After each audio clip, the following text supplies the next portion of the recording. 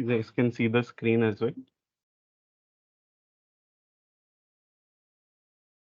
Okay, so welcome to the third live session for data analysis for biologists. Uh, in today's live session, we'll discuss lectures 14 to 19, which deal with R, basics of R. So here are some important links. I'll be sharing this presentation with you later, so you can take a look at the links from here also. For today's class and for subsequent classes, here are some other important links. So the first one is the link to download R. The second one is to download R Studio, which is an IDE that we will be using to run our codes. And the third one is the repository that sir has made where he has stored all the codes for all the week's lectures. So you can access all three. I'll be showing how to do that. Yeah. So basically, so first, this is the web page to download R. Here you go to download R, then you select the first link here, and then you download R for your platform, which might be Windows or Linux or Mac OS.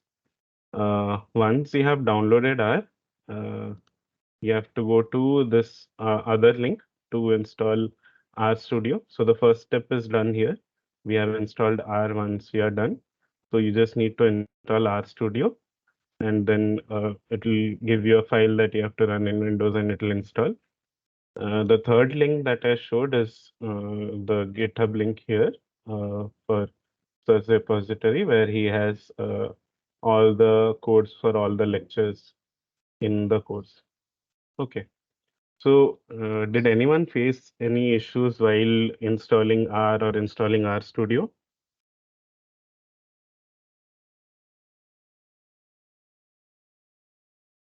Yeah, you guys can unmute yourselves or type in the chat box. Okay, so I'm assuming everyone has installed R and both R and R Studio. So we'll be proceeding with that.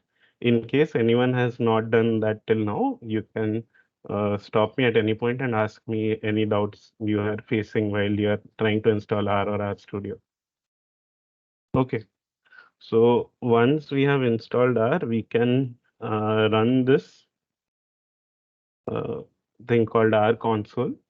So basically, once we open it, the window that we get here is called the R console. You can press Control and L simultaneously to clear it. So this is basically the greater than sign, and there's a blinking cursor after that. That is basically where we'll be typing our code. So let's say I wanted to create a variable called 10 and then I want to print it. I can do that here. Okay. So the console is where basically you are running all your code. Okay. Now, if you want to save our code to a file, what we can do is we can create a new script. So this opens another window called the R editor. Okay. This is where you are basically writing scripts or files that you can execute. So let's say, for example, I want to uh, store, like, have some X values.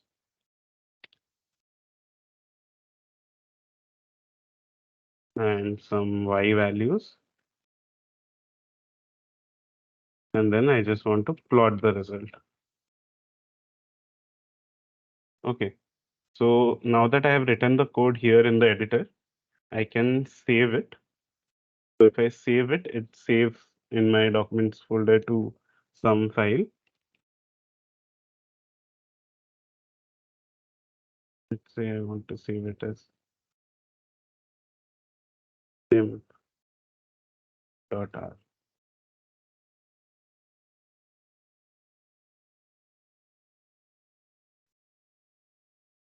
Okay. So now the file is saved. Now, if you want to uh, like execute it later or something, we can do open script where we can go here and we can again open the file, which will show us the code that we have written.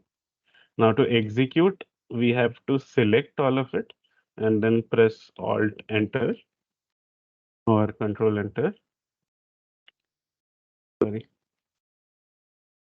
Okay, we can also select everything and press this button here, which is basically run line or selection. I think the Control Enter thing only works in RStudio. So if I press this, what I get is in the first line, what we are doing here is we are defining a sequence of numbers from 1 to 10. In the second one, we are taking the squares of it. In the third line, we are just plotting it. Okay. So another important thing that we have in R is called comments. So basically, if you put a pound sign and write something after that, so this is like a reference for yourself. This is not something that R will execute. If I run this line also, nothing happens. Okay. So these are basically like references you can put in your scripts so that you can like later refer to it and see what a specific line of code does in your whole script. Okay. And you might have noticed that once we plotted it, another window opened here, which is the plot window, which basically shows us our plot. Okay. So here we have three windows. This one here is the editor where we can edit scripts. The main one here is the console where the code is run. And the other one here is the plot window where it shows us the plot. Is this clear to everyone? Does anyone have any doubts regarding this? How to execute code, how to write an editor, and how to open R and all?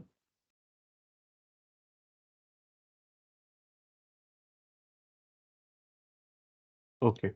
So now what we'll do is we will go to our studio.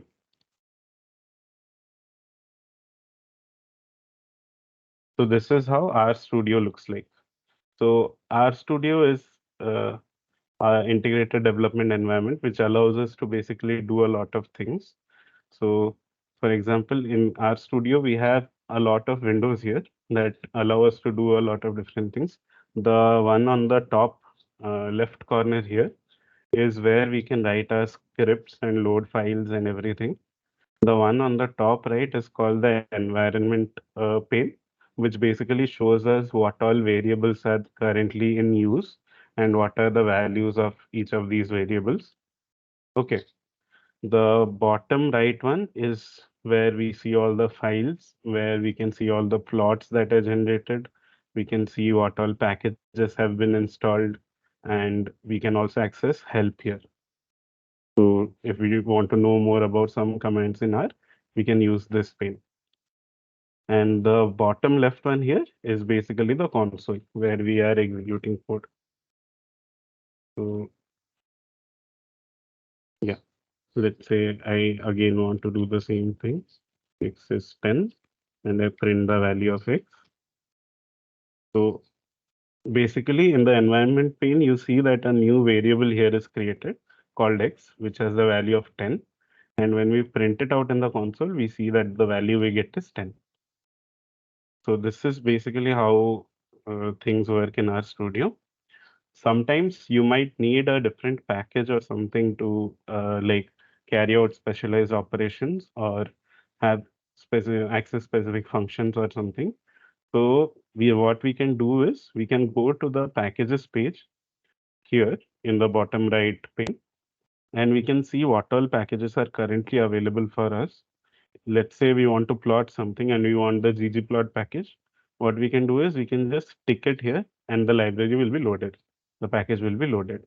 Now we can access the functions that are present in ggplot2. Now, what if we want to install another package? So what we can do is in the packages pane here, we can just click install. Then we have to just select CRAN here, install from repository, and you type whatever package you want to install. For example, if I want to install the geometry package, I just type the name of the package and then I press install. I'm not going to do that because it's already installed here, but this is basically how you do it. You can also do the same by going to tools and install packages. The same window comes up. You just type the package name here and then you press install. Okay.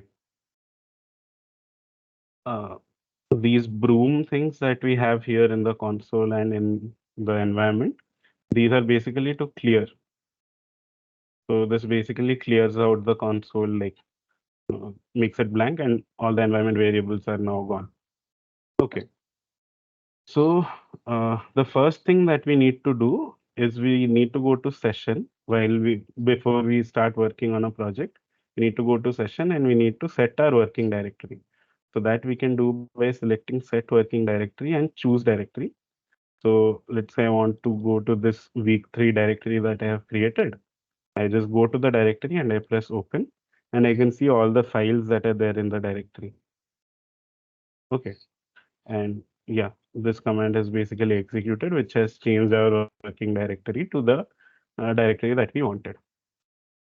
Is that clear? Does anyone have any questions regarding this?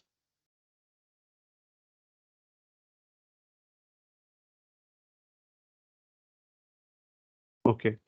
So now we'll just recap whatever was taught in all these lectures.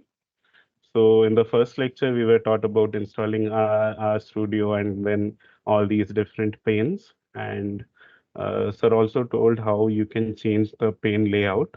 So that you can do by going to view and then panes and you go to pane layout. Here you can change, like if you don't want the panes to be like this, or if you don't want a single pane, you can remove it or edit it however you want. Okay. Mm. Then in the second lecture, we were taught about basic arithmetic operations that you can carry out in R.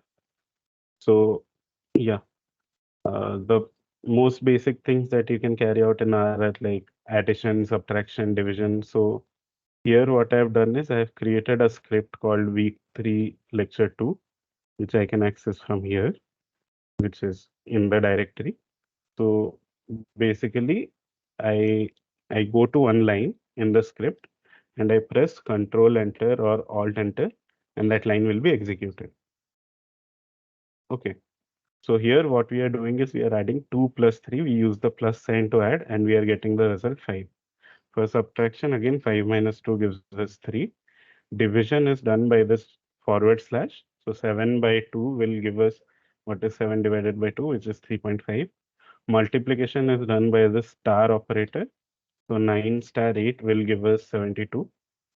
Exponentiation is basically when we raise something to the power of something else. So here we are raising 2 to the power of 3. So basically we are multiplying 2 into 2 into 2. We get 8. In the second case, we are raising 9 to the power of 0.5. So basically we are taking the square root of 9, which should be 3. Okay. There's another operator called the modulus, which is denoted by percentage percentage. So what the modulus basically gives us is basically if we divide this number 27 divided by 8, what is the remainder that we get? So 27 divided by 8, the 8 threes are 24. So the remainder that we'll get when dividing by 8 will be 27 minus 24, which is 3. So the answer here is 3. Okay. Then we also learned about variables. So let's say I want to add x and y.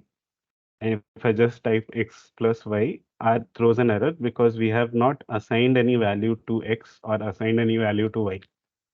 Okay.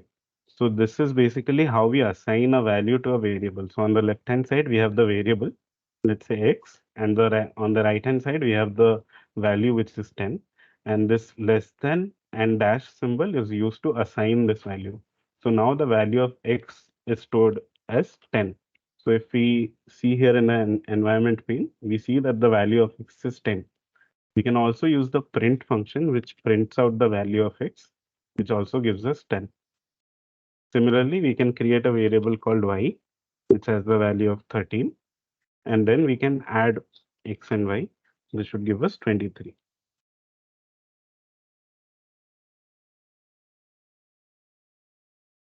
Is this clear now? Better now to see?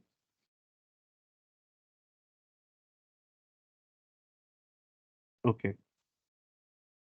So R has a lot of functions that we can use. So for example, the square root is a function that we can use to find the square root of a number. So functions are basically written as function name, and then we have a parenthesis, and in the parenthesis, we provide some arguments for the function to execute. So for example, here we have the square root function, and we have 25 as the argument. So what it basically does is it gives us the square root of 25. So if we carry this out, we see that the square root of 25 is 5. Similarly, we have functions that carry out log. So log 2 will give us the natural log of 2. And if we want, let's say, log of a number to some base. So let's say we want the log of the number 100 base 10. Okay, instead of base, natural base, which is e. So in that case, we provide two arguments to this log function.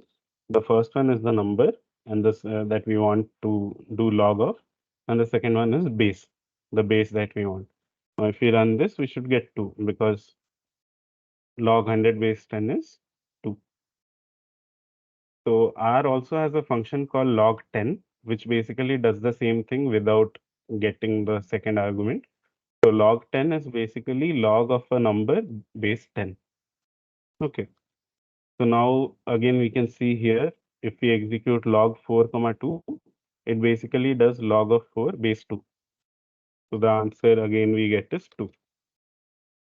The exponentiation function, what it does is basically the opposite of log. It raises whatever number we provide to the power of e. So exponentiation of 0.6931472 will be e to the power 0.6131472, which is 2. Okay. Is this clear to everyone? Does anyone have any doubts till now?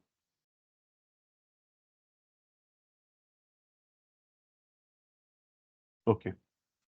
So next, we also talked about relational operators.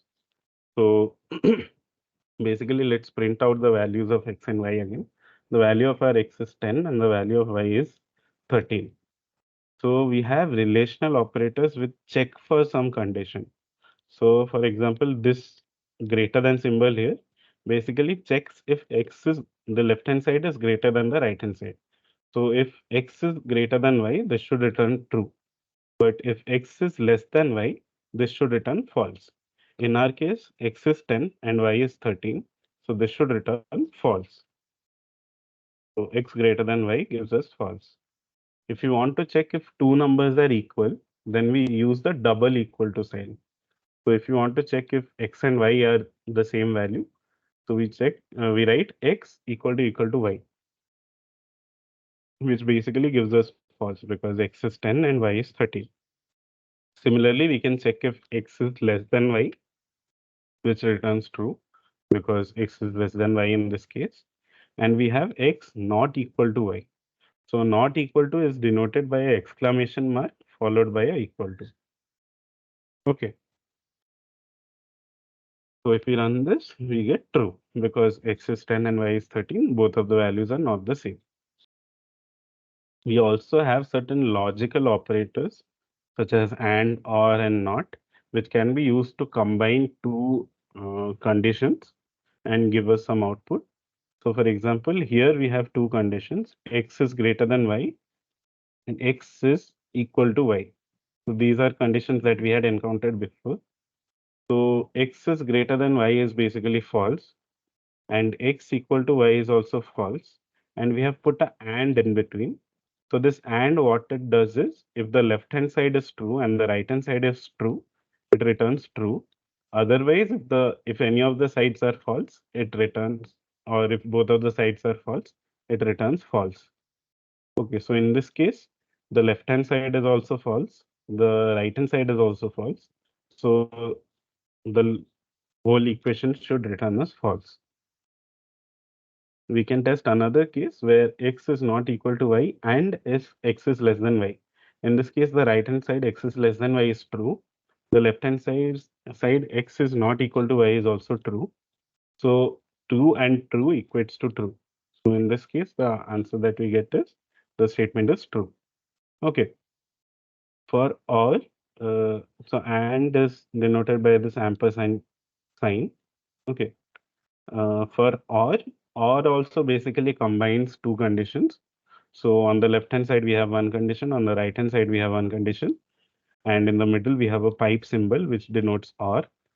So what a or does is, if either of the statements on the side of the pipe symbol are true, it returns a true. It returns false only if both the statements are false. Okay. So x is greater than y here is false. X is not equal to y is true. So this whole thing should return true because at least one of the sides is true. And that is what we get. Similarly, here x is greater than y is false and y is equal to x is false. So both the sides are false. Thus, this or, if we put a or condition in between them, it should return false because both the sides are false. Not is basically denoted by a exclamation mark. It basically reverts the value of whatever conditional operation that we have.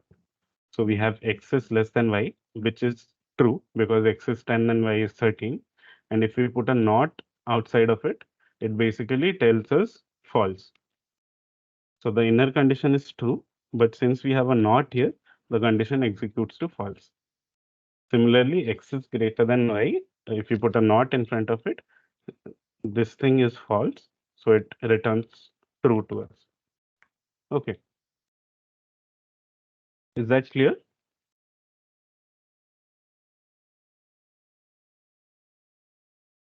Does anyone have any doubts regarding this? Okay. We'll move on to lecture 3. In lecture 3, we were taught how to assign multiple values to a variable. Basically, how we can create vectors and matrices, vectors. Uh, so in the first case here, what I'm doing is I'm assigning the value 10 to x. If I print it out, I can see that the value of x is 10. Okay.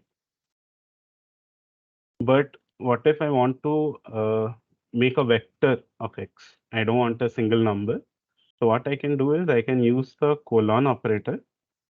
So I write x is assigned to x is equal to basically 2 colon 10. So what it basically does is it creates a vector object. Now x is a vector object. It's an array that contains the values from 2 to 10. 2, 3, 4, 5, 6 till 10. We can see that in the environment pane, but we can also print it out to the console. If we print it out, we get the values of x as 2, 3, 4, 5 till 10. Okay. We can also create a list or a vector using the seq function, seq. So what this does is it takes a start point, it takes an end point, and it takes the step that we want to increase. So basically what this does is it starts a sequence from 1.23. Each time it increases the value by 0.5 till the value is below 6.9. So if we print this out, we get 1.23, 1.73, which is 1.23 plus 0.5. Then we add another 0.5, we get 2.23 and so on till 6.73. Now, if we were to add a 0.5 here, we'll get 7.23, which is greater than 6.9 here. So that's why that value is not included. The last value that we have is 6.73. Okay. Is that clear to everyone? If anyone has any doubts, please do feel free to raise your hand or unmute and ask or write it in the chat box, whatever feels comfortable. Okay. So a sequence basically helps us create arrays or vectors with numbers.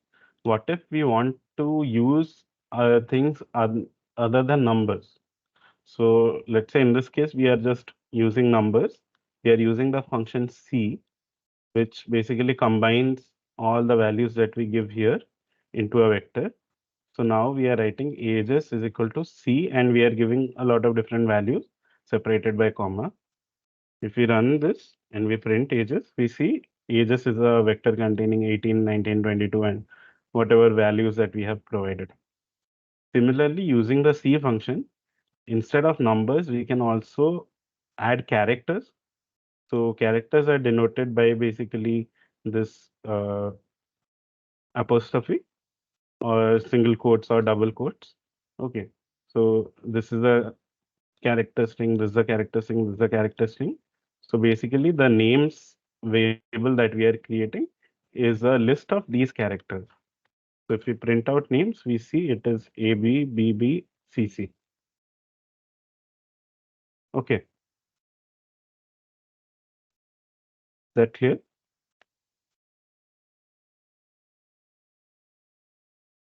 Great. Then, yeah, we were also taught how to read a CSV file. So let's say we have a data set called iris, and we want to store it to a variable called iris.data. We assign the function read.csv. We just execute the function read.csv, and in the bracket, we give it two arguments. The first one is the location of the file. So as you can see, the file is located in the same directory in which I am currently working. So I can just write iris.csv here, the name of the file with the full extension. And then I write header is equal to true. So what this basically does is it gets the header value also. So if I were to show you the file, this is the iris file. So basically it has one column with the headers, which basically tells us what all the different column values are. Okay. For example, we have sepal length, sepal width, and variety, petal width, and so on. So header is equal to true will basically regard the first row of data that we have as the header for our data frame.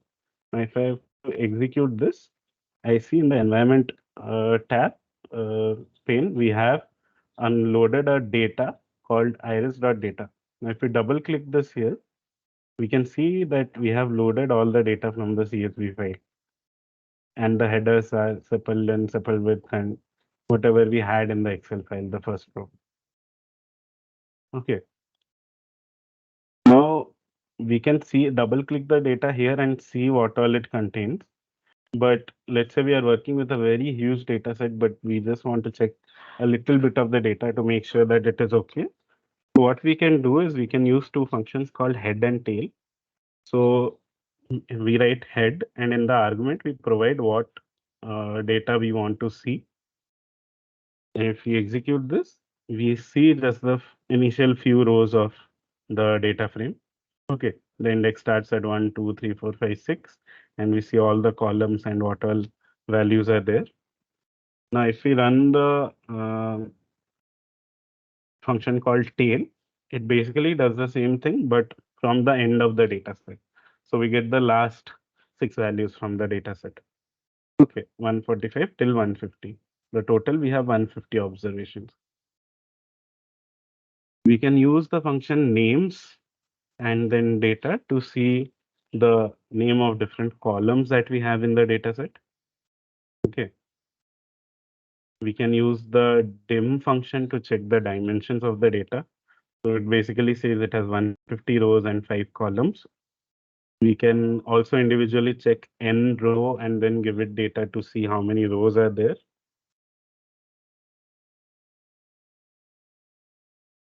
Okay. And we can use n call to see how many columns are there in the data set. Okay. So if we So here is the help function where you can look for a help window pane where you can just look for different functions that you want help on. So basically, if I click head here, it shows me what all uh, I can do with head and what all arguments it has. So here head has like two main arguments. X is an object, which is a data that we want to see. N is an integer. Okay. It basically tells us how many number of elements we can show. So by default, I think it shows 6. But if I were to write head and 4, it will just show me 4 values, 1, 2, 3, 4. Does that answer your question, Prajwal? Yeah. So by default, I think it shows 6, or sometimes in some cases, I think it shows 5. Okay. But you can change that by using the n value here. Then there's another important function called the str function, which basically gives us the structure of a data. So if we were to see the structure of this data set, we type str data and we see that the different column names are listed here.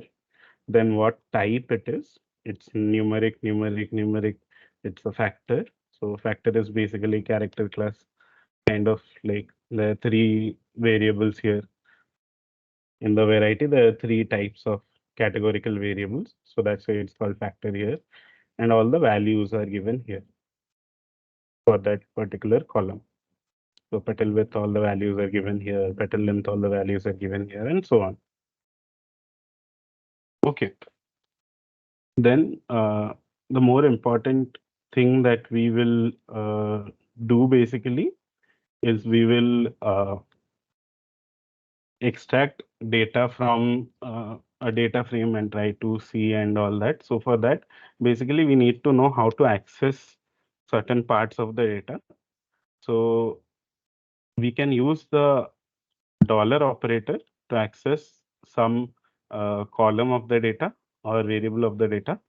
So let's say we want to create another data set, which just contains the sepal width from the iris data set. So what we do is we write SW is equal to iris.data, then we put a dollar sign and we write the name of the column. So we want sepal width. If we run this, we get another uh, variable here SW, which is basically 150 uh, rows of basically a vector of length 150, which contains all the values for sepal width. If you were to check this here, sepal width is starting from 3.53, 3.2, 3.53, 3.2, and so on. Okay. Now, if you want to access some elements from the data, so for example, if you want to uh, access some element in a vector, or if you want, like if we have this kind of data is basically like a matrix where we have two dimensions. The sepal width variable that we have here is basically a list or a vector, which has only one dimension. So if we have a vector, what we can do is vector, we type the name of the vector, then we put square brackets and type what element number or the index of the element that we want to access. So SW3 would basically give us the third element of the SW vector that we have. So first is 3.5, second is 3, third is 3.2. If we run this piece of code, it should give us 3.2. Okay. But for a matrix, since it has two dimensions, what we have to do is we have to type the name of the matrix, and then inside the square bracket, we have to give the row numbers, comma, the column numbers. Okay. So let's say iris data we have here, the iris data. We want to create another data from that, another data frame from that, which is basically just one column of the data. So the second column, which is the sepal width again. So what we'll do is iris data, we put a square bracket. The first thing is the row number. Notice that we are putting the row number as nothing, it's empty because we want all the rows. And then in the column number, we are putting column number 2 because we just want column number 2. Now if we run this, we have D2 here, which is again a vector of length 1 to 150. If we type D2 here, we get the full vector here, which is basically values from the second row, second column. If you want to extract more than one columns, what we can do is let's say we want to extract the second and third column, we do iris data, then we put the square bracket. The rows will again be empty because we want all the rows. And the columns, we write 2 column 3. So it will basically give us column number 2 to 3. If we run this, D2 is basically another matrix that we have here. It has 2 columns and 150 rows instead of iris data, which had 5 columns and 150 rows. Okay. There's another powerful function in R called subset. So basically how we use the subset function is like this. We write subset, then we provide the data that we want to use that we want to subset, and comma, we give it a logical operation. So based on the operation, it will give us a subset of the data. So for example, here we want to create another variable called d.var, which is a subset of iris data. So basically we run subset iris data. There's a data part that I said before. And here we are giving a logical operation, which is variety is equal to setos. So from this data set, I just want the rows where the variety is only setosa. So if you see the data set, we have three kinds of variety of flowers. It's setosa, versicolor, and virginica. So we just want all the values for setosa. So if we run this code, we get d.var, which is basically 50 observations. Notice that the number of observations has reduced from 150 to 50. And if you just check here, the variety everywhere at setosa. Okay. Then we can also subset this variable that we have created just now. So again, we create another variable called d.var.pl, which basically has is a subset of the data frame d.var that we have, the matrix d.var that we have here. And the condition that we give here is petal dot length is greater than 1.5. So in this subset of the iris data that we created, the d.var subset here, we just want the columns where the petal length column has values greater than 1.5. So if you run this piece of code again, we see we have created another one, another matrix called d.var, which is basically extracted from d.var here, d.var.pl. And you can see all the petal lengths that we have here are greater than 1.5.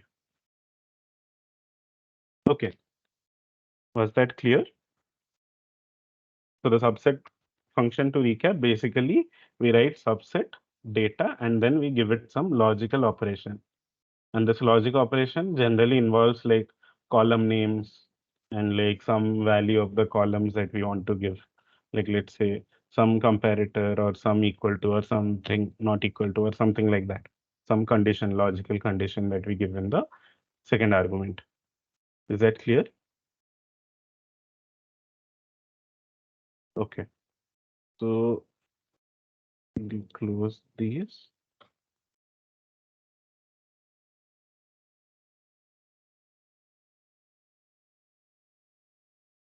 So again in lecture 3, we were taught that we can write to a CSV file also, like we do read.csv. If we do write.csv, then we have to provide the data or the matrix or the vector that we want to write to a file. Then we give the file name, which here is subset.csv. And there's another argument called row.names. So if we put it as false, basically what it does is, let's say we are writing d.var.pl. So this data set has these row numbers 6, 12, 19, which are extracted from the initial data set iris data. Okay. So what this basically does is it does not save these row names. It just saves all the columns and the data in the columns. And we assign this to a variable called return. We execute this, then we execute print return.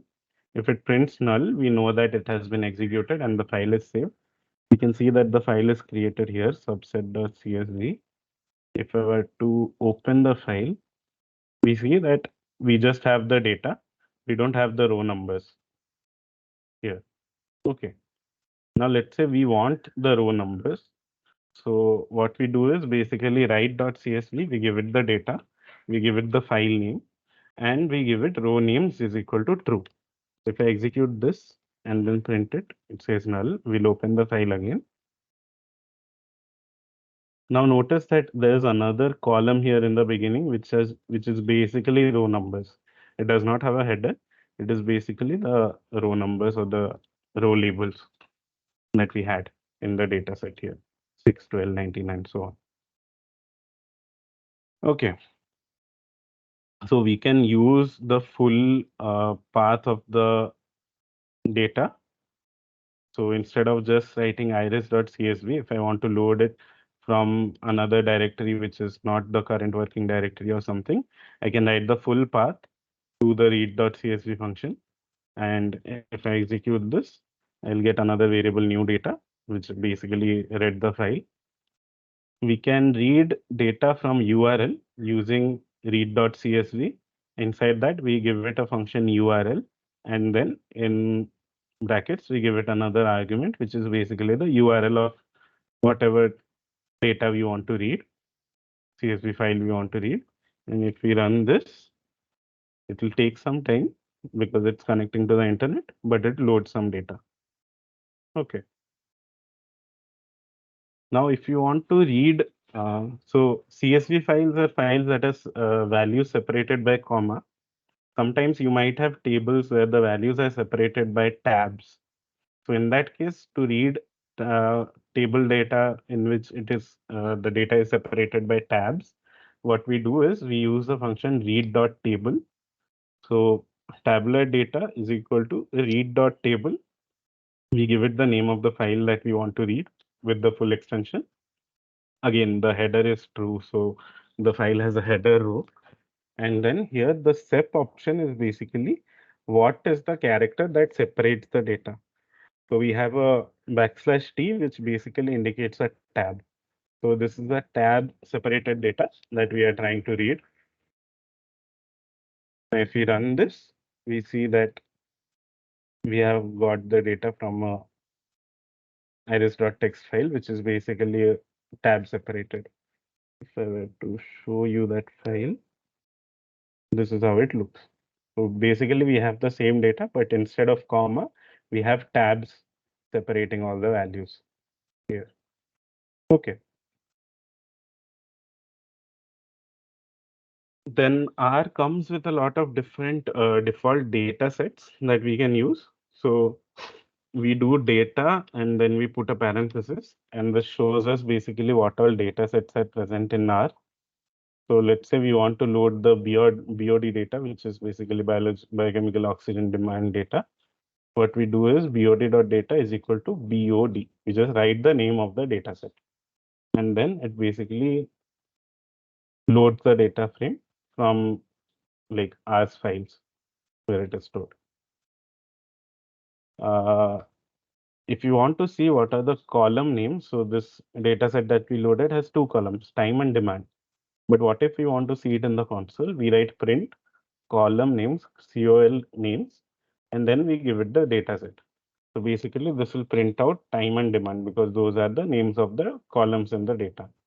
Now, if you want to change the column names, what we do is this variable column names and then the data, we just assign something to it. So basically, we had two names here, time and demand. We want to replace it by variable 1 and variable 2. We use the combination function to create a vector of variable 1 and variable 2, and we assign it to column names. If you run this, and then you see BOD data, you see that the names have been changed from time and demand to variable 1, variable 2. You can also see it here.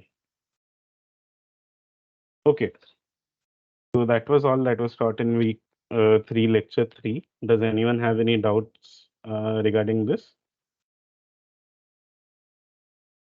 Okay, great.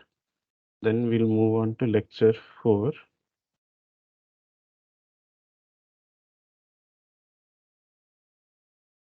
Okay, so these are the scripts that sir has provided online that you can go to this GitHub page and download here for each lecture.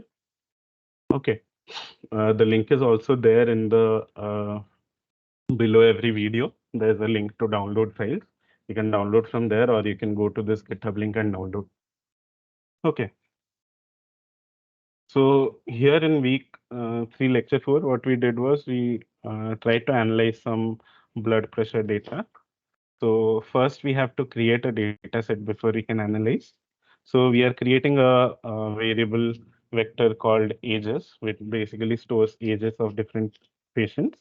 We are using the C function here to basically make a vector.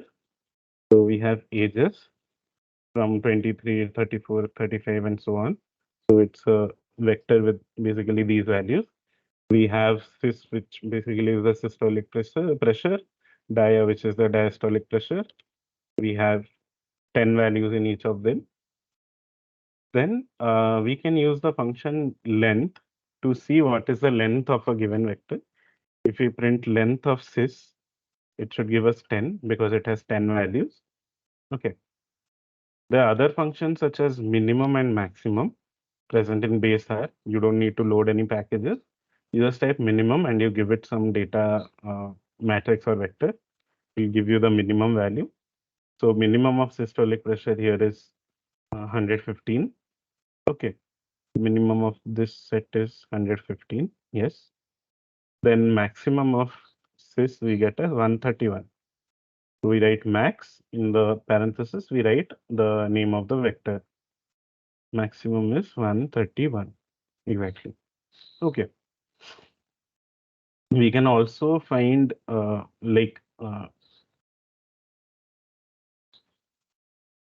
we can also find how to get these different descriptor statistics, such as the median of vector. We just write median, and then in the argument we give the vector. The median here is 120. The mean of cis, if you want to calculate, you just write mean, and in the argument you give the vector. It gives us a mean as 121.3. Variance, if you want to calculate, you write var, and for standard deviation we have SD. So median is median, mean is mean, minimum is minimum, min is minimum, max is maximum, var is variance, SD is standard deviation. Okay. So we just had these three things as vectors, three separate vectors, but we can also create something called a data frame, which is basically a matrix kind of thing, which is basically a matrix representation of the data. So what we do is we want to store this blood pressure data in a data frame. So we call the function data.frame. And here we give it as many vectors as we want. So we have three vectors that we want to store here: ages, cis, and dia. So ages and the blood pressure. So we just create create a data frame using this. Now, if you go to the data frame, you can see that we have three columns: ages, cis, and dia, and we have the corresponding values in the rows. 10 values, one in each row.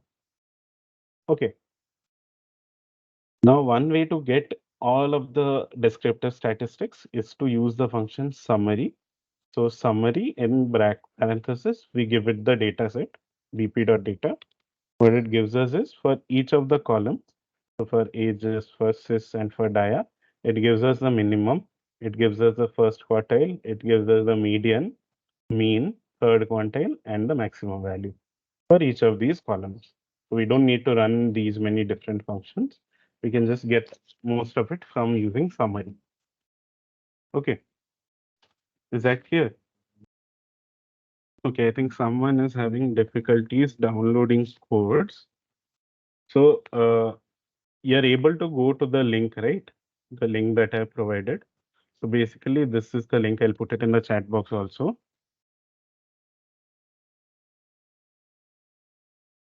Okay, you just go to the link, then this page will open up.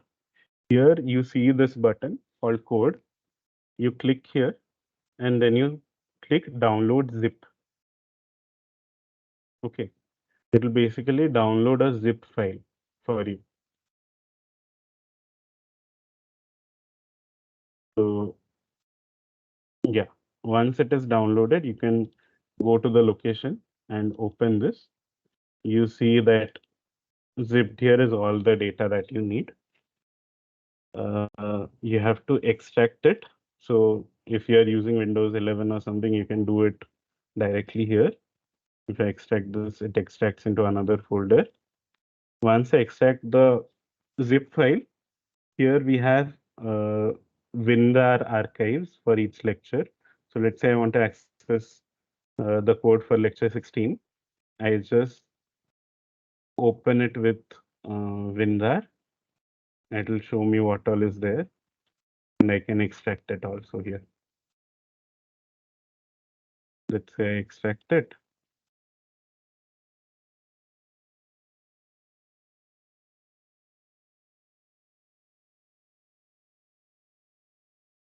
So it's extracted to a folder here. Now I can just go to this folder and copy everything to wherever I'm working in. Did you understand that? Okay, great. Uh, yeah, so that's how you download all that. Now we'll continue with lecture 4. So here we'll first clear all this. In lecture 4, sir also taught like, so basically more on statistics we'll discuss. So we are again reading the iris.csv file using the read.csv function. We give it the file name and we give it header is equal to true. It creates a data frame which contains iris data. We can check it here, basically this. Then we write summary of iris data and we get the summary. So for sepal length, we have the minimum, maximum, quartiles, mean, and everything. Sepal width, petal length, petal width. All of these are quantitative variables. So we have all these quantitative values for that. Variety is a categorical variable. So we just have all the different categories that occur in variety and how many times it occurs. The count. So setosa occurs 50 times, versicolor occurs 50 times, and virginica occurs 50 times. That is the information that we get about categorical variables when using summary. Okay. Then let's say we want to calculate the mean petal width of the versicolor species of flowers, variety of flowers. Okay. So we subset the data frame so that we have a new data frame which only contains versicolor flowers. We can use the subset function to do this. So we write subset, we put iris.data, which is the main data frame, and we write variety is equal to versicolor. So it will basically extract the rows where the variety is versicolor. So I run this, I get another data frame, which is versi, which only contains the variety versicolor. Okay. Then, but notice that for versicolor, it contains everything that was there in iris data. It just filters the row. The columns are still there, whatever columns were there in iris.data. Now we want to find the mean petal width of mean petal width. Okay. So basically, we use the mean function to get the mean value, but mean of what? So here we have versi, which is the data frame that we just created, dollar sign, and petal dot width. So this basically gives us the column petal dot width. If we were to run this code separately here, we'll just get that column. So we are providing that values from that column to the mean function, and that mean value, whatever we are getting, we are assigning it to this variable mean.pw.versi. So we run this code, we are calculated the mean, then we print it out. The value is 1.326. Okay. Now let's say we want to also plot the frequency distribution of petal width. Okay. So what we do is we use the function hist, which basically creates a histogram of iris.data and then dollar sign, and we give petal width because we want to get the distribution of the column petal width, basically petal dot width. If we run this, we see that on the right hand side, bottom right hand side corner, we get the plot here in the plot tab. We can also zoom into it. so that the plot opens properly in another window. And we can see that the histogram basically tells us that these different values of petal width, how many times they occur. We can see it's a kind of a bimodal distribution because there's a peak here and there's sort of a peak here. This might be because we have different varieties of flower. So what if we just use one variety of flower to plot the histogram? Will we have two peaks or not? If you want to check that, what we do is we write histogram, and here instead of iris data, I have the Versi data frame that we created, which is just a subset containing all the data from the variety versicolor. Okay, Versi dollar and then petal dot width because we want the histogram for petal width. Now we run this again and we see we get another histogram. If we zoom and we see it mostly appears to have a single move. So plotting and all is kind of like some basic analysis that you do with data before you get started with statistical analysis, just to know how your data looks like, what is the descriptive statistics, where does the mean lie, and what is the distribution of your data and stuff like that. Okay, so we'll talk about these plot functions, such as plot and hist and all later, probably next week when sir covers it. So for now, we just talk about the statistics part here, how to calculate mean, how to get the subset, how to get summary statistics, descriptive statistics, and all that.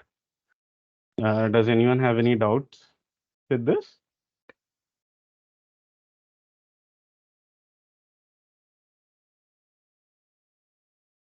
Okay, great.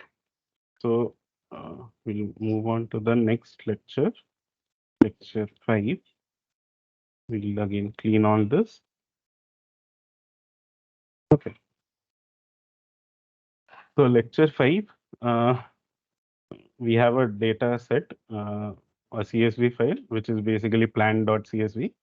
We are reading the CSV file with header, and we are storing it to h.data. So if we run this, we get a data frame h.data, which is basically two variables, treated and untreated. So this is basically plant height, which is treated with some chemical or some hormone or something like that. So the first column is the untreated plant height, and the next one is the treated plant height. Okay. We do the summary, and we see that for untreated plants, the mean is around 76. For treated plants, it's around 101.29. And the minimum maximum values are also different. We see all that. Okay. Then what we do, we want to visualize this data. Okay. So now we suspect that there might be a difference between these two columns or these two treatments, and we want to like visually see how it looks like. So for that, we plot a box plot. So basically, we call this function called box plot. And here we give it the first data column, which is h.data dollar untreated. So this is the column, the first column from the data set here. Then comma, we give it the second column, h.data treated. So these will be plotted as separate box plots.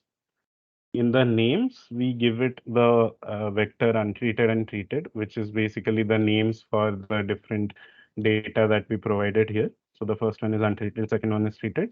That's why here the names is untreated and treated. Then Y lab is basically the label of the y-axis, which is in this case height of plants. Y lim is basically the limits in which we want the axis to be drawn. So we want the axis from 60 to 140. We don't want it from 0 to 140 because then it will create a lot of space in the bottom. Okay. Color is basically the color of the plot. Here we are putting light green. And if I run this code, we see that it's plotting here. I'll just zoom in to get a better view. You can also adjust the window here so that your plot looks better. Okay. Note that it is plotting from 60 to 140 because we gave it the y-lim variable, okay, which is basically the limits of y. untreated and treated here are basically the names that we gave for these two x-axis things, plots, box plots. The first one is the untreated data that we are printing. The second one is the treated data. The height of plants is the Y lab, the label for the y-axis that we give. Okay, so this is how our box plot looks like. We suspect that there is some difference between untreated and treated plants, the height. So we want to statistically confirm if that is true. Okay, so the first thing that we do is so before we carry out any test, so what we have to do here, we have to carry out a t-test because we are comparing two samples and we are seeing if their means are different or not. Okay, and these two samples are different samples. So untreated plants are some different plants, treated plants are some different plants. Therefore, we are doing a unpaired t-test. If it was the same plants before and after treatment, we would have done a paired t-test. So now we want to do an unpaired t-test. But before that, for a t-test, we need to check if our data is normally distributed. Okay, so for that, we do something called the Shapiro-Wilk normality test. What it basically does, the test is basically the null hypothesis of the test is our data is normally distributed. So if you run the test on your data, which should be a vector, okay, if you run the test on your data and you get a p-value less than 0.05, which is significantly different, then you know that your data is not normally distributed. But if you get a p-value that is not significant, you know that your data is normally distributed. So to carry out this test, we write Shapiro.test. Then we give it the vector that we want it to test for normality. So here h.data dollar untreated, because we want to see if the untreated column is uh, normal or not, normally distributed or not. We carry that out and we get a p-value of 0.3, which is greater than the threshold. Okay, so that's why we don't uh, reject the null hypothesis. The null hypothesis here is that the data is normally distributed. We accept the null hypothesis. So we say that our data here is normally distributed. Yeah, Prajwal, you can ask. Sir, normality means I'm got trouble in that understanding the normality test. So normally distributed means it basically follows a this normal distribution. We talked about distributions, no? We had a normal distribution, a bell curve, Gaussian distribution.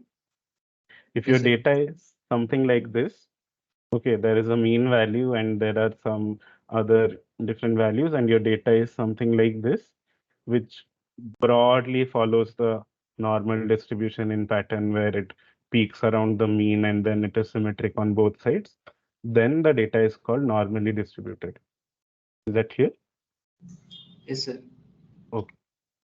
So then we again use the Shapiro dot test thing for the treated data. We run it. We see that the p-value again is not less than 0.05, which is our threshold. And we say that the null hypothesis, we can't reject it. So the null hypothesis is that the data is normally distributed. So again, we can assure that this data is also normally distributed. Then we have to check if for a t-test here, if the variances are equal. So for that, we carry out a f-test. So the null hypothesis here is that the variances of both the samples are equal. So the function to carry out the check for equal variances var dot test, and then we give it two different vectors that we want to see if their variances are same. So it will compare the variance of this vector, the first one untreated one, to the variance of this one and see if both of them are comparable or not. Now if we run this, we get that the p-value here is 0.5. Thus, we don't reject the null hypothesis, and the null hypothesis here is that the variances of both the samples are equal. So here we can say that the variance of both the samples are also equal. So then, since we know that the data is normally distributed and the variances are also equal, um, comparable, we can proceed to carry out a t-test. So a t-test is done like t dot test. Then we give it the two columns that we want to compare. So h dot data dollar treated, h dot data dollar untreated, and then we write variance dot equal is equal to true because we have tested that the variance is equal. If we run this, it gives us a p-value of 0.0001, which is significant at the scale of 0.05 and also at the scale of 0.01. So we can say that the alternate hypothesis, we reject the null hypothesis. And basically our alternate hypothesis here is that the true differences means is not equal to 0. So these two means that we have for these two different data points, the true means are different. So there is a effect of the treatment and treated values are higher than untreated values. Okay. It also gives us the mean of x and mean of y. X is basically this one and y is basically this one, the second one. Okay. Was that clear? So basically, yeah. So basically, to compare two variables, you need to do a t-test. And for a t-test, first you need to check for normality. Then you need to check for variance. And we are doing an unpaired t-test here because both of the samples might be different. Okay. So that's why we use the t-test here. And we figure out that these are significantly different. Okay. So the question is, what statistical test to perform when there exists more than two variables and how to perform? Okay, so for more than two variables, we will do what is known as a ANOVA, which is the next example that I'm going to show here. Okay, so just clean it up again. Yeah, so we load another data set, our data set called plant growth, which basically contains data for plant growth. So there are two treatments here, and we are giving the dry weight of plant. So control is the control here. Treatment one is the first treatment. Treatment two is the second treatment. Here, as you can see, we have more than two. So in the first case, we just have treated and untreated. Here we have control, treatment one and treatment two. Okay, so there are more than two variables here. So first we do summary statistics to see the different columns that we have. The first one is weight, is basically dry weight of plant. We get, because it's a quantitative variable, we get the minimum, maximum, median, and all of that. The second one is the group, which group it belongs to, which treatment group it belongs to. So basically, control, we have 10 samples, treatment one, we have 10, treatment two, we have 10. Okay. Next, we do a box plot to see how the variables look. Okay. So here, what we are doing is box plot, and here we are telling it to plot weights as dependent variable, and we give this tilde sign, and then we write group. Group is our independent variable. So basically plot group in the x-axis and plot weight in the y-axis. That's all that we are telling R to do. Then we need to provide data. So data is the D data that we created here, that we have saved here. Y label is the label. Again, color is the color. Variable width is basically the width is variable for different columns. Okay. So if we run this, we see the dry weight of plants for control, the treatment one and treatment two. Okay. So again for ANOVA, we just write one-way dot test, which does a one-way ANOVA. Okay. It basically, again, here is the dependent variable, here is the independent variable. So dependent tilde independent. Then we give it the data D and we write that the variances are equal. So we are not checking for it, but it is equal. We can also check. Now, if we run this, it saves to ANOVA model. Now, if we write ANOVA model here, it will print out the value. So one-way analysis of means, data is weights and groups that we have here. It gives us the number of degrees of freedom of numerator, denominator, and it gives us a p-value. So if the p-value is less than your threshold value, then you know that it is a significant difference. There is a significant difference. So someone is asking if the data is gene expression data having 4 or 5 variables, how do we perform ANOVA? You can, even if you have more than 3 variables, you can perform a one-way ANOVA. Okay. ANOVA, basically what it will tell you is, if we have 3 or 4 groups and we have means and distribution of 3 or 4 groups, is any one of them different from the rest? Or are there multiple ones which are different from each other? Okay. So when we do this, the ANOVA that we did here, the p-value we are getting is less than 0.05. So we know that there is some difference in the means, but we don't know which mean is different from which.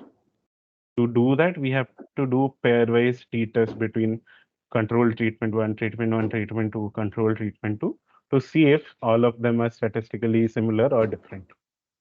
Was that clear?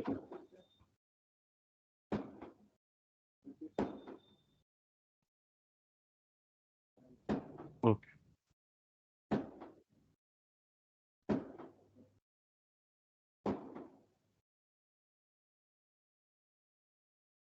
Great.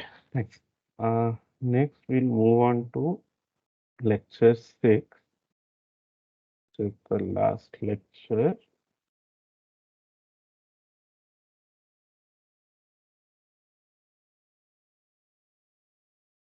This is the last lecture we are discussing. So here we are taught how to create a vector. Okay. So basically vectors we are like we created list. The same way you can use the C function to create a vector. So here we are creating a vector called U, which has the values 1, 2, 1, 3, 5, 7, 9. So if we run this and we print, we see that the U is a one-dimensional vector which has these values. Okay. We can also create a vector using the sequence method that we talked about earlier. So basically the sequence starts from 12 and it increases in steps of 8. So it's basically 12, 20, 28, 36, 44. And the next one will be 44 plus 8, which will be 52, which is greater than the 46, the upper limit that we are giving here. That's why the last one here is 44. Okay, 52 is not there. Then vector indexing. So indexing is basically how we access elements from a vector. So you just type the name of the vector and then you put a square bracket and then you give the number of the element or the index of the element. So for example, in U, here 1 is the first index, or the number here is 1, element number of 1 is 1, element number of 3 is 2, for 5 it's 3, for 7 it's 4, for 9 it's 5. Here for 12 it's 1, for 20 it's 2, for 28 it's 3, for 36 it's 4, and for 44 it's 5. So now if you want the third element from U, which is 5, 1, 2, 3, we write print U square brackets and 3. And if you run this, we get 5, which is the third element of U. Okay. We can add scalars to vectors. So let's say we want to add 2 to the vector U that we have created. So we assign it to a new variable called P. P is equal to U plus 2. Okay. So what this basically does is it adds 2 to all of the values that were there in U. So 1 plus 2 is 3, 3 plus 2 is 5, 5 plus 2 is 7, 7 plus 2 is 9, and so on. Okay. Now, if you want to add two vectors, we write, let's say we want to assign it to a new vector Q. Q is given as U plus V. So this will basically, if U and V are of equal length, it will element wise, like the element which have the same element number will be added together. Okay. So here you can see that U first element is 1, V first element is 12. Both of them are added to give 13. 3 plus 20 is added to give 23. 5 and 28 are added to give 33. 7 and 36 are added to get 43. 9 plus 44, we get 53. Okay. We can also do multiplication like we do normally. So let's say we want to multiply 2 to the vector v that we created, and we want to assign it to another variable a. We write a is given as 2 into v, and when we print a, it's basically v is 12, 20, 28. Uh, a is 24, 40, 56. Basically, all the values are doubled.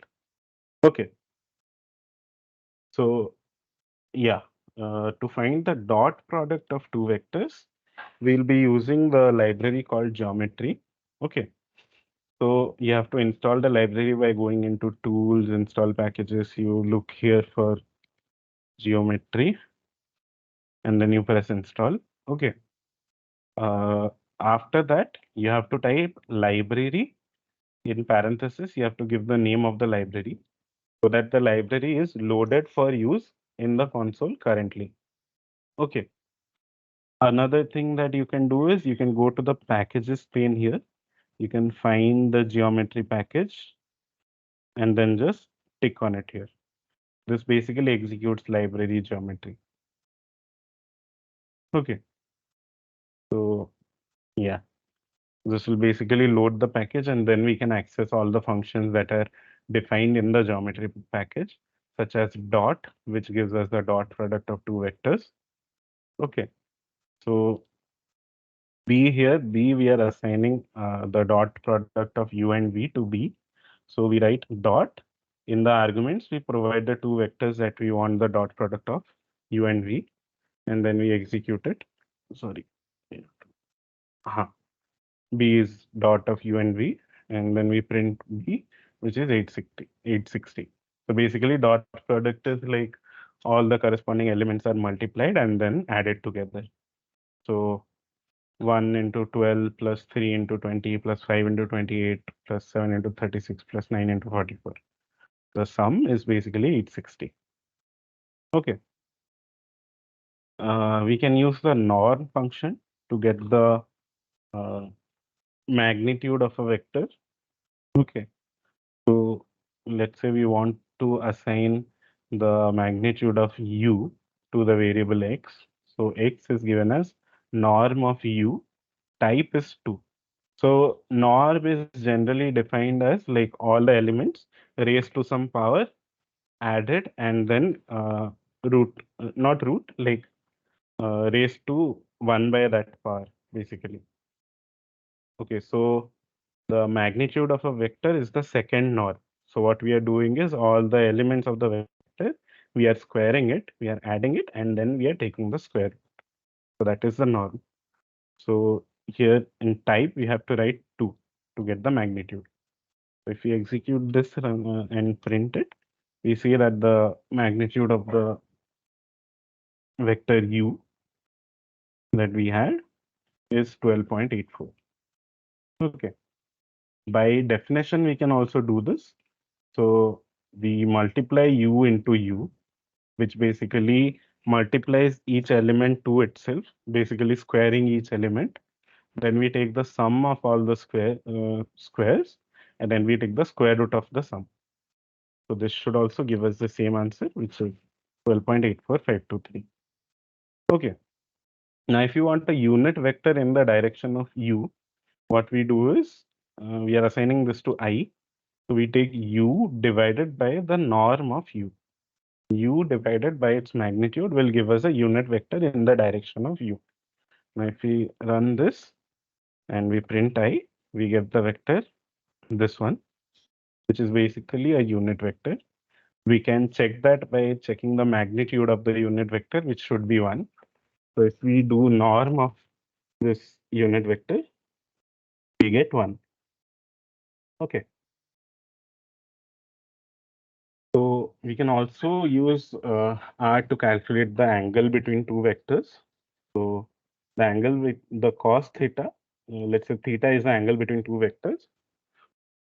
Cos theta is given as dot product of the two vectors divided by product of the norm or the magnitude of the two vectors. Okay. A cos is a function in R which basically calculates the inverse of cos theta. So if you give it a value of cos theta, it will tell you what theta is. So we are basically calculating theta here. We have in the numerator the dot product as mentioned here, dot product of u and v divided by norm of u into norm of v. Okay, this whole thing is in brackets. This whole thing is in another bracket and it is the common denominator. So this is the numerator, this is the denominator. And that the result of this we are giving to the a cos function because the value that we get from here is the value for cos theta. If we give it to the a cos function, it will give us the value of theta. If we carry this out, we print it, we see that the value of theta is 0.13. Okay. So that was all for vector uh, multiplication and stuff. Next, sir also talks about matrices and how we can use functions with matrices. So first, creating a matrix, we can convert vectors into matrices. So let's say we have a vector here D, okay, which is basically 1 to 10. D is basically 1, 2, 3, 4, 5, 6 till 10. If we print out D, we see 1, 2, 3, 4 till 10. Now we want a matrix M which has 2 rows and 5 columns. So what we do is we call this function matrix. We give it the vector that we want to use the data from. Then we give it the number of rows. N row is equal to 2. N column is the number of columns we give as 5. And by row is false we are giving here. By row basically means if you want to arrange the data by row or by column. So if we run this code here and we print the value of M, we see that we have provided by row is false. That's why R has used the values by column. So it first fills up the first column, then goes to the second column, then third column, fourth column, fifth column. Now if I write this as true and execute it again, you see that it's adding the values by row. So it first completes the first row, then goes to the second row. Okay. We can check what is the class of this variable. So class of variable gives us basically what type of variable it is. So I recognizes this as a matrix. Okay. We can also, so this is one way to create a matrix by using a single vector and just rearranging it into other two dimensions. So initially the dimension was 10 into 1. Now the dimension is 2 into 5. Okay. We can also use something called cbind, which basically combines two vectors to create a matrix. So let's say we have a vector D here and a vector E here. So D is from 1 to 10, E is from 21 to 30. Okay. So what we do here is basically we write M is given as C bind D comma E. So basically what it will do is it will bind those vectors by column. So if we print M, we see that the value of D is there in the first column, the value of E is there in the second column. It's basically stacking them column by column. Okay. Similarly, we can use R bind. So let's say we again define these vectors D and E as 1 to 10 and 21 to 30. We do M is R bind of D and E. What it basically does is D is treated as a row and E is treated as another row and they are stacked as vertically. C bind stacks them horizontally, R bind stacks them vertically. Okay. We can also convert a data frame that we looked at earlier into a matrix. So let's say we again get the BOD data from R. We check the class, which is a class of D, which is a data frame. we can use data.matrix function and we provide it the data frame and it will convert it to a matrix basically. Now if we print M, it gives us like this, and if we check the class, it's the matrix now. Okay. If you want to remove the column name, so here we have column names, time and demand. If you want to remove the column names, like we had assigned column names before, we use column names, call names, and in the bracket we have the uh, matrix or the data frame, and we assign it null. Null is basically nothing. If we do that and print it again, we see that the column names have disappeared. Okay. Matrix indexing we talked about earlier. So basically we write the name of the matrix. Then in the square bracket, we write what row numbers we want, comma, what column numbers we want. Okay. So for example, here, let's say this is M. We want the value in row number 3 and column number 2. So row number 3, column number 2 here is 19.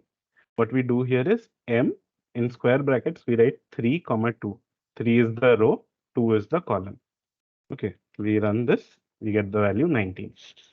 If you want just one column, we leave out the row as empty so that it gets you values from all the rows, and we just write one here for column. So it will give you the value for the first column. If you print this, you get the value for the first column, which is 1, 2, 3, 4, 5, 7. Okay. Hmm.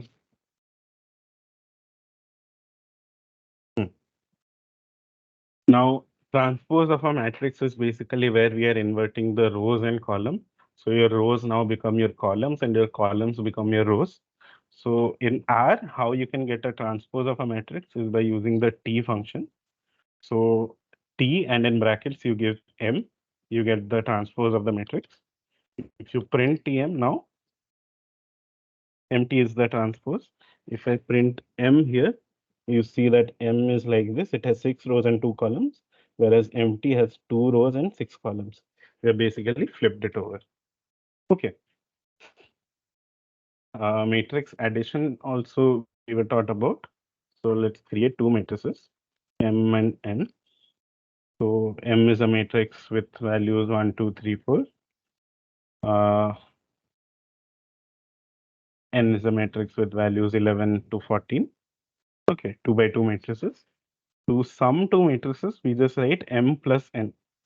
Now, if we write this and print it out, it basically element-wise adds it. So M and N we have. So sum of M and N is basically 1 plus 11 here 12, 13 plus 2 15, 14 plus 4 18, and so on. Okay. If you want to multiply a scalar to a matrix, we can do like we did for vectors. We just write the scalar into the matrix. So Sm here is given as 2 into matrix, 2 into M. So M was 1, 2, 3, 4. 2 into M is 2, 4, 6, 8. It basically multiplies 2 to each element of the matrix. Okay. If you want to do matrix multiplication, you have to use the operator percentage star percentage. This basically does matrix multiplication. Okay, so if you want to multiply M and N, we do this, and this is the result of matrix multiplication. Okay, of M and N. However, if we just want to multiply each of the corresponding elements together, we write M into N without the percentages. If we write this, what it does basically is multiplies. So M here has 1, N has 11. So 11 into 1 is 11. Here N has 13, M has 2. So 2 into 13 is 26, and so on. The previous one that we did, this one, percentage star percentage, is the result of matrix multiplication that we learned in class. Okay, when we are multiplying two matrices, we take one row, we take one column, we multiply and add the values. Okay, so this is the matrix multiplication, this operator. Whereas if you use just star, it does element-wise multiplication. So each of the corresponding elements of the matrices are multiplied together. Okay. To get the determinant of a matrix, we can just write determinant of the matrix, dt parenthesis m. If we do that, we get the determinant of m as -2. Okay. There's also a function to calculate eigenvectors and eigenvalues. So eigen is the function, eigen, and then the argument you give it the matrix. What it does is it basically gets the eigenvectors and eigenvalues. Now, if you were to print the EV thing that we have, it basically has two things. Dollar values is basically the eigenvalues. Dollar vectors is basically the eigenvectors. Now, if I want to get the eigenvalues, I can get it by EV dollar values. Now, if I print it out, it's the same. These are the two eigenvalues for the matrix M. Eigenvectors I can get in a similar way. So the first column here is the first eigenvector corresponding to this. The second one here is the second eigenvector corresponding to this. Okay. So that's all we talked about matrix operations. Uh, we also talked about how to solve a system of linear equations in R. So basically, let's say we have this system of equations, x plus y is 6, minus 3x plus y is 2, sorry. So first we'll write it in matrix notation. So this will become 1, 1, minus 3, 1. So this becomes our A. Okay, A matrix. The B matrix is the constant matrix, which is 6 and 2. X matrix is the variable matrix, which contains our variables x and y. So our equation can be represented as A into x equal to B.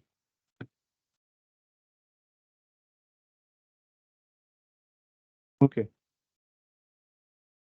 1 second.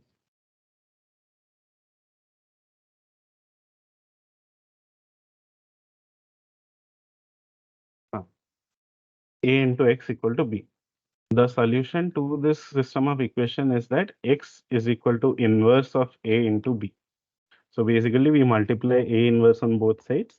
This one goes away and we have A inverse here. So basically x is equal to A inverse into B. We have a function in R called the solve function, which basically solves a system of linear equations. So first we create the matrix. So the A matrix here is 1, 1, minus 3, 1. We create that. We can check that our A matrix is 1, 1, minus 3, 1. Then B is a vector 6, 2. To solve it, what we do is we give it the coefficient matrix and then we give it the constant vector. So solve coefficient matrix, comma, constant vector will print the solution. So we do this and we print the solution. It is 1, 5. So the value of x here should be 1. The value of y here should be 5. Now if you put it in the equation, 1 plus 5 is 6, minus 3 plus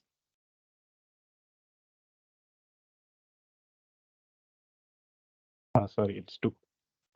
Minus 3 plus 5 is 2. Okay. So yeah, uh, that's how the solve function works to solve a system of linear equations in R.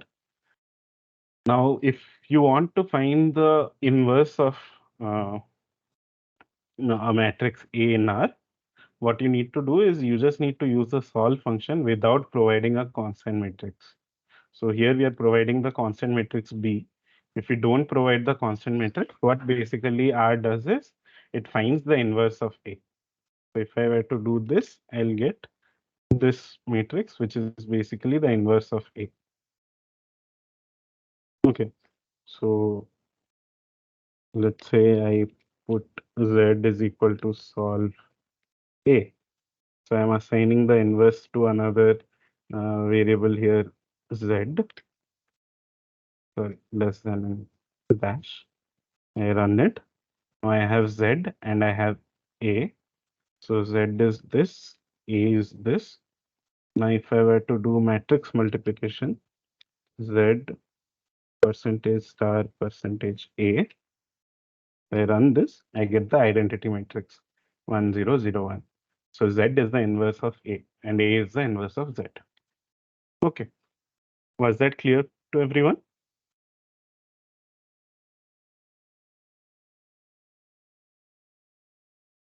Does anyone have any doubts till now?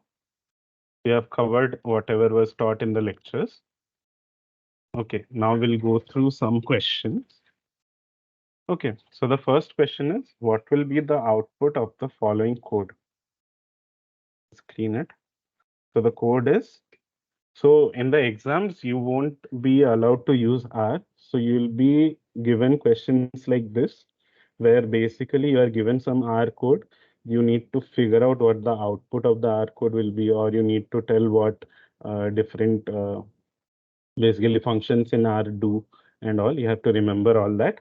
And that is what will come in your exam. So we have practice questions similar to that. We don't need to execute all this. We can just think about it and do. But we'll also be executing so that you also get to see what is happening. Okay. So the question here is x is 10.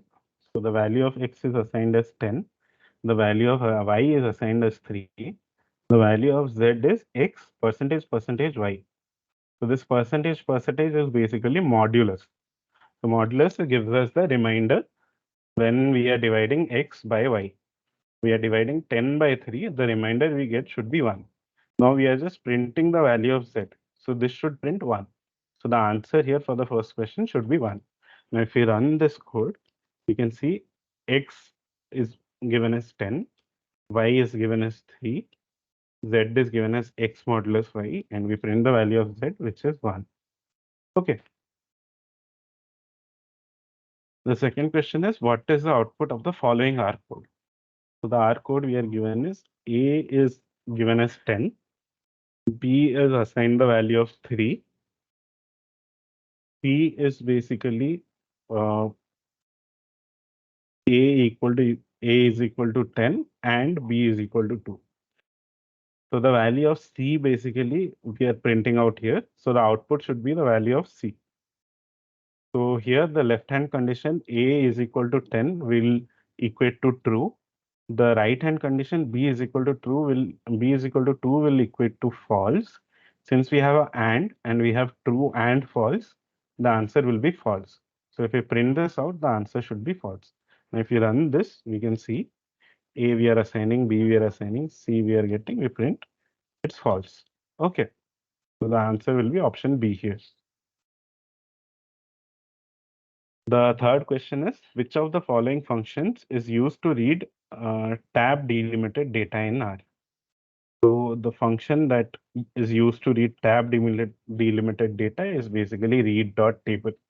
So the answer here will be B. We talked about it in one of the lectures. Okay. So these are the kind of questions that you might get. So for example, they might ask you uh, which of the following functions is used to do something in R, or they can ask you what is the function read.csv used for, or they might ask you maybe what are the arguments of this function, or they'll give you some code and they'll ask you what is the output of this code, how it should look like, what should be the dimensions, and questions like that. So you need to understand what is happening behind the code so that you can uh, also think about what will happen when you run the code and then give an answer. Okay. So here the answer is B read dot table. Okay. The fourth question here is a part of an R script. X is given as 2 colon 6. What is the value of X square brackets 3? So X square bracket 3 is basically we are indexing, we are getting some value from X. What is X here? X is a vector from 2 to 6. So it is 2, 3, 4, 5, 6. 5 numbers. 2, 3, 4, 5, 6. What we are getting when we are putting X square bracket 3, we are getting the third value from X. So the first value is 2, second value is 3, third value is 4. So this should print 4. Okay. Now if we run this, X is 2 to 6. We get X as a vector. We print X3, it prints as 4. Okay. Is that clear? Great. Then in the fifth question, we are given a R code. Okay. Which of the following statements is correct? Okay. So we are given a matrix M where it is 1, 2, 3, 4, and it has like, so we are creating a matrix from a vector 1, 2, 3, 4. We have two rows and two columns, and we are creating it by row. So the matrix will be 1, 2, so it will be 1, 2, 3, 4. So the first row will be 1 and 2, the second row will be 3 and 4. V here is the vector 2 comma 0. Okay, so now S is the value we are giving. Solve M comma V. So basically M here is our coefficient matrix. V here is our constant matrix. So the constant matrix is 2, 0. The coefficient matrix is 1, 2, 3, 4. What we'll get when we solve this, when we use the solve, is we'll get the value of X and Y. So this is basically uh, M inverse into V we are doing to get the value of S. Okay. So like before, uh, like we had it before, we can calculate this using vector calculus, like vector mathematics. So basically, we have A matrix 1, 2, 3, 4, and B the coefficient, the constant vector, which is 2, 0. We know that the value of X will be A inverse into B. Okay. So to invert A, which is a 2 by 2 matrix, we need the determinant of A. So determinant of A is basically 1 into 4, this diagonal, minus 3 into 2, this diagonal. So 1 into 4 minus 2 into 3, which is 4 minus 6, which is minus 2. Inverse of A will be 1 by determinant of A into, so this main diagonal, this 1 and 4 will interchange as 4 and 1, and the other diagonal we'll just multiply by 1. So it will be minus 2 and minus 3. So 1 by determinant of A is minus 2, 1 by minus 2 into 4 minus 2 minus 3 and 1. Okay. Now we solve for X. We multiply A inverse with B using matrix multiplication. So we have 1 by minus 2 into 4 minus 2 minus 3 1 into 2 0. So we can take this 1 by minus 2 and multiply it to this matrix or to this matrix. The result will be the same. Okay, because it's scalar multiplication. So for our ease of solving, what we'll do is we'll multiply it to the second matrix here. So here it will be 1 by minus 2 into 2, which will be minus 1. 1 by minus 2 into 0, which will be 0. So now we just have to multiply these two matrices. Uh, yeah, this matrix to this vector. So 4 minus 2 minus 3 1 into minus 1 0. So basically we'll take the first row here, 4 and minus 2. We'll multiply it by minus 1 and 0 and we'll add it. So 4 into minus 4 into minus 1 plus minus 2 into 0. It should be minus 1 here, not minus 2. Okay. 4 into minus 1 plus minus 2 into 0. In the second one will be minus 3 into minus 1 plus 1 into 0. Okay. So this is 4 into minus 1, not minus 2. So 4 into minus 1 is minus 4. This part is 0. So the first row is minus 4. The second one is minus 3 into minus 1, which is 3. And the second one is 1 into 0, which is 0. So X here should be minus 4 and 3. Is that clear to everyone? How we solve this? Okay. So here the answer should be minus 4 and 3. That is what we got. Great.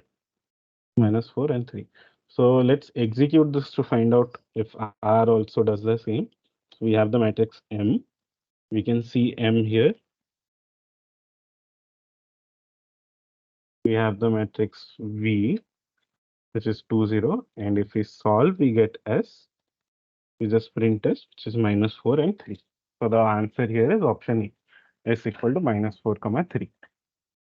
Okay. Uh, Prajwal, there is no shortcut to this. So mostly will be, if you have a question like this, you have to do the matrix multiplication and figure out. Okay. Mostly, if you have a question like this, you'll have it for 2 cross 2 matrices for which you can easily find the inverse and the determinant and everything. For 3 cross 3 or higher matrices, I don't think they'll ask you that question in exams because inverting a 3 cross 3 matrix by hand is not something we are taught in the course. But still, if you have any doubts regarding if they will ask this kind of question or if there is any other shortcut, you can ask it in the discussion forum. So in the course on the upper band, there is a place to ask a question. You can go there and you can ask questions in the discussion forum. Sir is quite active there, and there are other TAs also who may be able to help you more with regards to what will happen in exams and what kind of questions they will ask in the exams. Okay. The sixth question is, which of the following represents matrix multiplication? So the answer here will be C, which is quite straightforward. So percentage star percentage is basically the operator we use for matrix multiplication, which carries out matrix multiplication. A star B will carry out element-wise multiplication, which we saw previously in one of the lectures in the last lecture. Okay, so the answer here will be C. A is percentage star percentage B. Okay. The question 7 is, what is the utility of the R function Shapiro.test? So as I mentioned before, Shapiro.test performs the Shapiro-Wilk normality test. It basically performs a normality test and sees if the data that we have or if the vector that we have is normally distributed or not. Okay. Uh, the eighth question is, which of the following R codes which generate the transpose of a matrix M? So the answer here is option C, which is quite straightforward. T of M is the function. T is the function that basically gives us the transpose of a matrix. Okay. So a transpose is basically where we are interchanging rows and columns. Okay. The last question is, gene data is a data set or the expression of 6 genes in 20 samples. Okay. In the data, rows are samples and columns are genes. These genes are A, B, C, D, E, F. We have run the given R code. D is gene data, D1 is subset of D, C is greater than 1. Okay. Then we are asked which of the following statements is correct. Okay. Before we go to the options, we first understand what is happening in the question. Okay. We are given gene data is a data set for gene expression of 6 genes in 20 samples. We are given that rows are samples. So basically we have 20 rows and columns are genes. So we have 6 columns. So it is basically a matrix of dimensions 20 cross 6 because it has 20 rows and 6 columns. Our columns are named as A, B, C, D, E, F. Okay, A, B, C, D, E, F. So in the first line of code, we are getting the data, gene data, into the variable D. In the second line of code, we are using the subset function. Now recall that the subset function basically takes a data frame or a data object and then some logical condition and it gives us a subset of the whole data. Okay. Basically, it filters out rows where this condition is met. Okay. So D1, we are assigning a subset of D where C is greater than 1. So basically what it will do is it will take the data frame D, which is the whole of gene data, which is 20 rows and 6 columns. It will go to the column C and it will check if the value of if the value of C is greater than 1 or less than 1 in each row. If the value is greater than 1, then it will return that row. If the value is less than 1, it will not return that row. So basically the subset that we get will be a subset of the whole data set. It will have all the columns of the data set, but only those rows where the value of column C is greater than 1. Okay, so it will have all the data for all the genes, but only for all the samples where the uh, value of the column C is greater than 1. So now if we go to the options, the option A is D1 will have the data of gene C only, which is false. B is D1 will have the data for all genes, but only for samples having C greater than 1. This is true. C, D1 will have the data of gene C, but only for having C greater than, only for samples having C greater than 1. This is false because it will have the data for all the genes, not just for gene C. The fourth one is D1 will have the data of all genes, but after subtracting 1 from the data. Remember, this is a logical operation. All this does is it returns a true or a false. It does not carry out any operation on your data. It basically gives you a subset of the data. So this option D is false. The answer here will be option B. T1 will have data for all the genes, but only for samples having C greater than 1. Okay. Is that clear to everyone? Okay. We'll take an example and do it. Let's say we have the iris data set. Okay. We load iris.data is read.csv, iris.csv header is equal to true. Okay, so we read the data, which is iris data here. Okay, so since I don't have the gene data that is being talked about here, if I run this code, it will give me errors. So we'll do it with iris data and we'll try to understand what is happening. Okay, so this iris data, I'll clear everything. I'll run it again. So this iris data has basically 150 rows and 5 columns. Okay, 150 rows and 5 columns. So 150 samples that we have and 5 columns are the 5 things that we have. Now what we want to do is we want S, which is a subset of the data. Subset of iris.data where petal.length, petal length is a variable, no? Petal.length is greater than 1.5. Okay, so this condition is similar to the condition that we have here, right? Here we are taking subset of the whole data. We are seeing one column value should be greater than 1. Here basically we are taking subset of the whole iris data and we are saying the petal length column should be greater than 1.5. Now if we run this, we get another data frame or matrix basically S. So this S has all the columns that was there in iris data. Okay, so we are getting data for all the columns, but we are not getting all the rows. Here we have 150 rows. In S, we have 113 rows. We are only getting those rows for which the petal length value is greater than 1.5. Everywhere in each of these rows, you can see that the petal length value is greater than 1.5. Okay, is that clear? That is basically what is happening here. So here we have gene data, which has 20 samples and 6 genes. We are using subset of the data, where the value of C is greater than 1. So basically, wherever the value of the column C is greater than 1, we are just taking those rows into our data frame, into the subset of our data frame. But we are also getting data for all of the genes.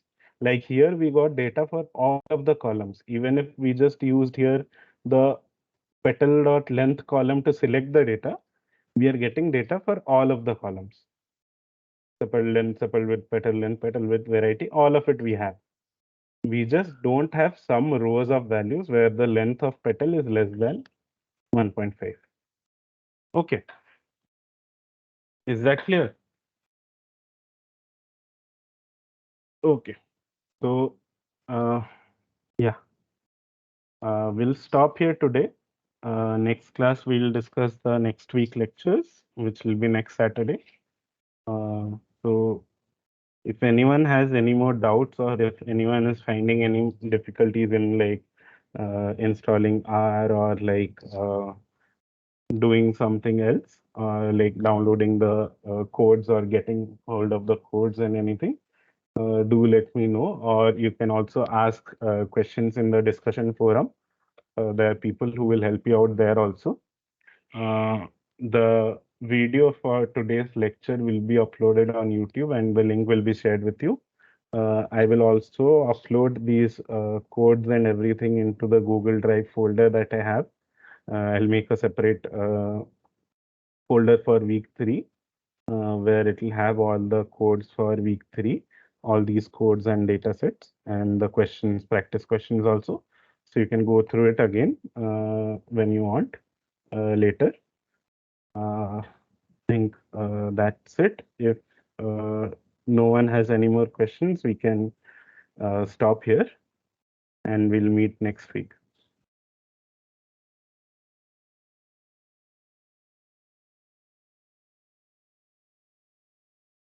Okay, so I'm assuming no one has any more questions. We'll stop here. Thank you for coming. We'll meet you. I'll meet you next week.